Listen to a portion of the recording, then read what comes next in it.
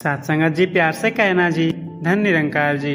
सत्संगत जी, सतगुरु माता जी ने अपने विचारों में फरमाया था कि कोई भी व्यक्ति अमीर कैसे हो सकता है। उन्होंने इस बात को एक कहानी के माध्यम से बताया, जो कुछ इस प्रकार है। सत्संगत जी, एक व्यक्ति था जिसकी नौकरी चली गई थी। उसके परिवार थे, बीबी बच्चे भी थे। वह बहुत गरीब था। उसके पास खाने पीने के लिए भी कुछ नहीं था। वो रोज मजदूरी करता और जीवन यापन के लिए कुछ न कुछ लाता। वह सड़क के किनारे झुग्गी झोपड़ियों में रहता। जब बारिश आती तब घर टपकते और जब आंधियां आती तो घर भी टूट जाते थे। सत्संगत जी, एक दिन किसी महापुरुष के पास सत्संग हो रहा था। वह सत्संग को सुना और उसकी लाउड स्पीकर की आवाज को सुनकर उसकी ओर खींचा चला गया। उसने देखा कि सत्संग में दूर दूर से महापुरुष आए हुए हैं और बैठे हुए हैं और एक महापुरुष स्टेज पर बैठा हुआ है। सत्संग खत्म होने के बाद जब महात्मा स्टेज से उतर रहे थे तब वह व्यक्ति महात्मा के चरणों में गिर पड़ा और उनसे पूछा, मेरे साथ ऐसा क्यों होता है? हमारे पास खाने पीने के लिए भी कुछ नहीं है। हम रोजमर्रा के कामों से अपना जीवन यापन करते हैं। कभी कभी तो काम ही नहीं मिलते। बारिश में घर टपकते हैं, आंधी आती है तो घर भी टूट जाता है। कभी कभी बच्चों को भूखा ही सोना पड़ता है। जब आप कहते हैं कि यही दुनिया का मालिक है और यही सबका ख्याल रखता है, सबका भला करता है, तो कृपया कुछ ऐसा उपाय बताएं या कुछ ऐसा मंत्र बताएं जिससे मैं अपने परिवार का अच्छे से जीवन यापन और पालन पोषण कर सकूं और मेरे बच्चे भूखे ना सोएं। तब स्टेज पर बैठे महापुरुष ने उस व्यक्ति से कहा कि तुम रोज सत्संग आया करो और इस परमात्मा निरंकार को जानने का प्रयास करो। तब तुम्हें पता लगेगा कि ये जो माया रूपी संसार है, इसमें बहुत से बड़े बड़े लोग हैं, लेकिन फिर भी वो किसी न किसी दुख से परेशान हैं और किसी न किसी दुख और समस्याओं को लेकर रो रहे हैं। वह व्यक्ति दूसरे दिन फिर से सत्संग गया और उसने वहां भी फिर से वही नजारा देखा। उसने फिर से स्टेज पर बैठे महापुरुष से पहले की तरह ही अपनी बात को रखी और उनसे कहा कि प्लीज मुझे कुछ उपाय बताओ ताकि मैं अपने परेशानियों को दूर करके अपने परिवार के साथ सुखी सुखी पेट भर खाना खा सकूं और एक अच्छा सा जीवन यापन कर सकूं। महात्मा ने उस व्यक्ति की बातों को ध्यान से सुना और उन्होंने उसे एक कॉपी और एक पेन लाने को कहा। उन्होंने कॉपी पर कुछ 3 लाइनें लिखी और उन्होंने उस व्यक्ति से कहा कि तुम इस 3 लाइन को सोते जागते, उठते बैठते, कोई कार्य करते समय और हर समय इन लाइनों को ध्यान में रखना, इसका मनन करना और अपने जहन में बिठाए रखना। वह व्यक्ति उस दिन से रोज उस लाइन को कहने लगा, हर समय उस लाइन को दोहराता रहता। घर वाले कहते कि यह तुम क्या कह रहे हो? उसकी पत्नी और उसके बच्चे भी उससे परेशान हो चुके थे। वह व्यक्ति उस लाइन को दोहराता रहा। थोड़ी सी परेशानी उसे भी महसूस हुई। फिर वह परेशान होकर गांव से बाहर एक पेड़ के नीचे जाकर बैठ गया और वहां भी बैठे बैठे उस लाइन को बड़बड़ाता रहा। फिर रात हुई, वह घर गया और खाना खाकर सो गया। फिर जब सुबह अगले दिन नींद खुली तो वह फिर से उस पेड़ के पास चला गया और बैठे बैठे वहां उसी लाइन को बड़बड़ाता रहा। उसी रास्ते से अन्य व्यक्ति गुजर रहा था। उसने उस व्यक्ति को बड़बड़ाते हुए सुना और उसके पास गया और पूछा, तुम क्या बड़बड़ा रहे हो? उस व्यक्ति ने बताया कि मैं निरंकारी सत्संग गया था और वहाँ स्टेज पर एक महापुरुष बैठे थे। मैंने उनसे अपना दुख और परेशानियां बताया कि मैं बेरोजगार हूँ और मेरे पास खाने रहने के लिए कुछ नहीं है। उन्होंने मुझे 3 लाइन लिखी और कही कि इसे हमेशा हर समय कोई भी कार्य करते टाइम अपने जहन में रखना और इसको बोलते रहना। मैं उसी लाइन को दोहरा रहा हूँ। सत्संगत जी, जो दूसरा व्यक्ति था उसे एक नौकर की तलाश थी और यहाँ उसकी तलाश खत्म हुई। उसने कहा कि तुम मेरे पास आओ और नौकरी पर लग जाओ। उस व्यक्ति ने कहा, मेरे पास बहुत खेत हैं लेकिन उन्हें देखने वाला कोई नहीं है। तुम मेरी खेती बाड़ी संभालना और अपने परिवार के साथ मेरे घर में रहना। व्यक्ति राजी हो जाता है और अपने परिवार के साथ उस व्यक्ति के घर चला जाता है और उसकी खेती बाड़ी को संभालने में लगा। लेकिन वह सिमरन करना नहीं छोड़ा था।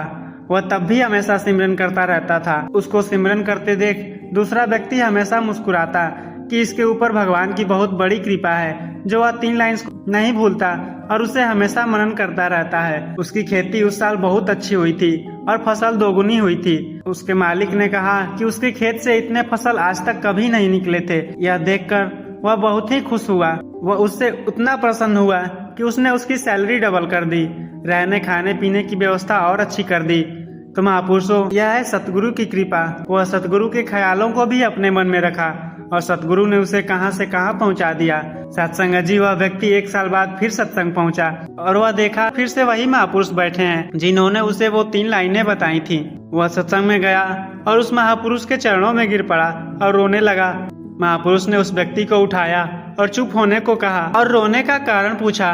उस व्यक्ति ने बताया, महापुरुष आपने मुझे पहचाना नहीं। उन्होंने कहा, हाँ सच में मैं तुम्हें नहीं पहचान रहा, बताओ क्यों रो रहे हो। फिर उस व्यक्ति ने बताया कि आपने मुझे वह 3 लाइनें दी थी। आज मेरे पास सब कुछ है, मैं खुशी से रह लेता हूँ, मेरे परिवार अच्छे से हैं और मैं अब खुश हूँ। तो साथ संगत जी, अब तो आप उन 3 लाइनों के बारे में समझ ही गए होंगे कि यह किस चीज की बात हो रही है। और वह 3 लाइनें थी, तू ही निरंकार, मैं तेरी शरण हाँ, मैनू बख्श लो।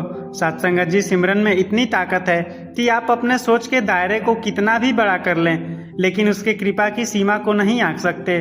साथ संगत जी, स्टेज पर बैठे संत मुस्कुराने लगे और उन्होंने कहा, यह दातार की कृपा है और सब कुछ उन्हीं की देन है। यह तो राजा को रंक और रंक को राजा बना देता है। महापुरुषों, सतगुरु बहुत दयालु है, यह सबको देखता है, सब कुछ देखता है, सबके ऊपर ध्यान रखता है। बस हमें जरूरत है इसे सच्चे दिल से पुकारने की।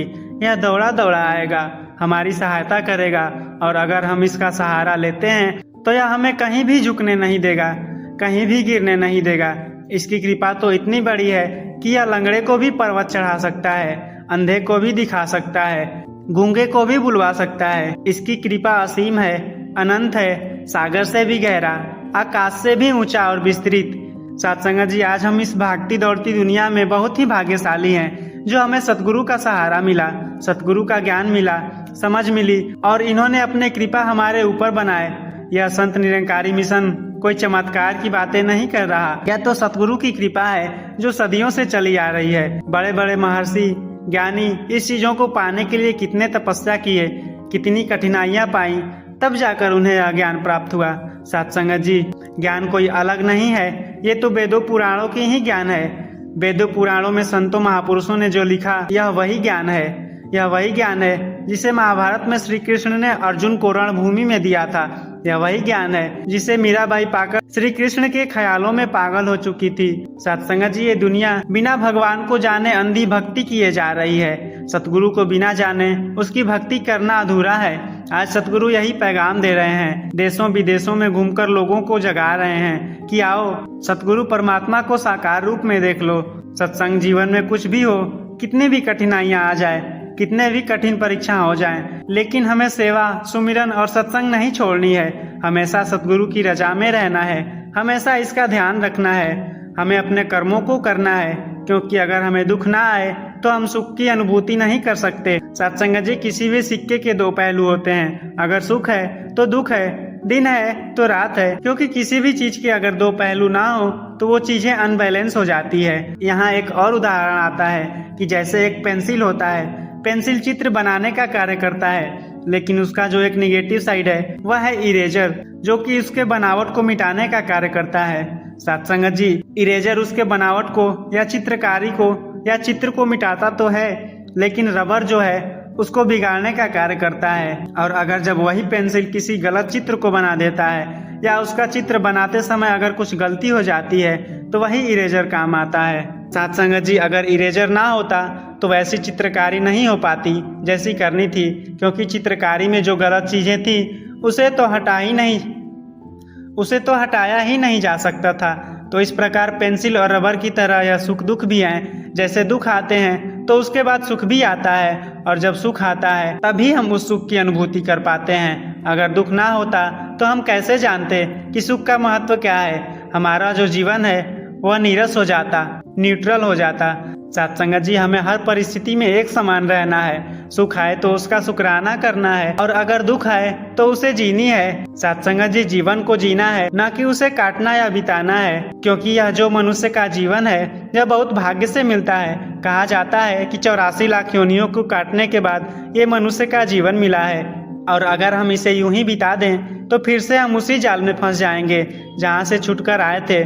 साथ संगत जी, हमें अपने जीवन के हर दिन, हर एक पल को अच्छे से हंसी खुशी से जीना है, और अपने साथ साथ औरों को भी खुश रखना है, और प्रयास करनी है कि हम अपने जीवन को खूब ज्यादा से ज्यादा रंगीन और खुशनुमा बना सकें, और साथ ही साथ औरों की भी इसके साथ ही सेवा करनी है, सुमिरन करनी है और सत्संग करनी है, आपके रजा में रहना है। साथ संगत जी, हर दिन हर पल सतगुरु का शुक्राना करें और इससे विनती करें, इससे प्रार्थना करें कि हे सतगुरु हमेशा अपने चरणों से लगाए रखना। हम कहते हैं सबका भला करो करतार। साथ संगत जी, हमें अपने साथ साथ औरों की भलाई के बारे में भी सोचना है। किसी को दुख नहीं पहुंचाना, किसी को पीड़ा नहीं पहुंचाना, सबको इज्जत और सम्मान की नज़र से देखनी है। साथ संगत जी, हमें हर पल सिमरन करना है। जहाँ भी सेवा का मौका मिले वहाँ सेवा करना है, और जब भी समय मिले हमें सत्संग जाना है। तब देखें ये सतगुरु आपको कहाँ से कहाँ पहुँचा देगा। हम सोच भी नहीं सकते कि हमारा जीवन कैसे बदल देगा। साथ संगत जी, यह जो प्यार सतगुरु ने दिखाया है वह प्यार आपको कहीं देखने और सीखने को नहीं मिलेगा। साथ संगत जी, यहाँ एक और कहानी आता है। साथ संगत जी, एक राजा होता है जो रोज अपने छत पर टहलता है। वह हमेशा देखता है कि एक औरत हमेशा उसके महल में झाड़ू लगाती है। उस दिन राजा अपने मन में सोचता है कि ये औरत रोज झाड़ू लगाती है, आज मैं इसके लिए कुछ करता हूँ। उसने अगले सुबह एक हीरे का टुकड़ा बाहर फेंक दिया ताकि जब वह महिला झाड़ू लगाने आए उस हीरे को पाके खुशहाल हो जाए, खुशी से अपना जीवन यापन कर सके। साथ संगत जी, अगले दिन जब वह झाड़ू लगाने आई तो उसने उस हीरे के टुकड़े को देखा। उसने उस टुकड़े को उठाया और राजा के पास ले गई। उसने राजा से कहा, राजा साहब, ये हीरे का टुकड़ा बाहर पड़ा हुआ था, ये मुझे बहुत ही कीमती लगा, यकीनन ये हीरा आपका ही होगा। राजा ने मुस्कुराते हुए कहा कि ये हीरा आपको मिला है, इसे आप ही रख लो। साथ संगत जी, उस औरत की ईमानदारी को देखकर राजा बहुत प्रसन्न हुआ। उसने उस हीरे को तो दिया, साथ ही उसने और धन उस बूढ़ी औरत को दिए। उसने सोचा कि अब इसके पास हीरे हैं, अब वह कल से झाड़ू लगाने नहीं आएगी। लेकिन वह बूढ़ी औरत अगले दिन फिर झाड़ू लगाने आती है। फिर राजा पूछता है कि तुम्हारे पास तो बहुत धन है, तुम आराम से अपना जीवन व्यतीत कर सकती हो। तो उस बूढ़ी महिला ने बहुत प्यारा सा जवाब दिया कि राजा साहब, यह तो मेरे कर्म हैं। भले ही मेरे पास बहुत सारे धन हैं, आपने मुझे हीरे और धन दिए, लेकिन यह जो मेरा कर्म है इसे मैं नहीं छोड़ूंगी। साथ संगत जी, कहने का अर्थ है कि हमारा जो कर्म है उसे ईमानदारी से करना है। अगर हम अपने कार्यों में भी ईमानदारी रखते हैं तो सतगुरु हमें हमेशा देखता रहता है, वह हमारे ईमानदारी का फल जरूर देगा। और दूसरी चीज कि हमें हमेशा अपने कर्मों यानी कि सेवा, सुमिरन और सत्संग को करते रहना है। अगर हम इसे अपने जीवन में धारण करें और ईमानदारी से इसे निभाएं तो साथ संगत जी, हमें हमारे सफल होने से कोई नहीं रोक सकता। आओ साथ संगत जी, हम सतगुरु से अरदास करें कि वह हमेशा खुश रखे, अपने चरणों से लगाए रखे। साथ संगत जी, प्यार से कहना जी, धन निरंकार जी।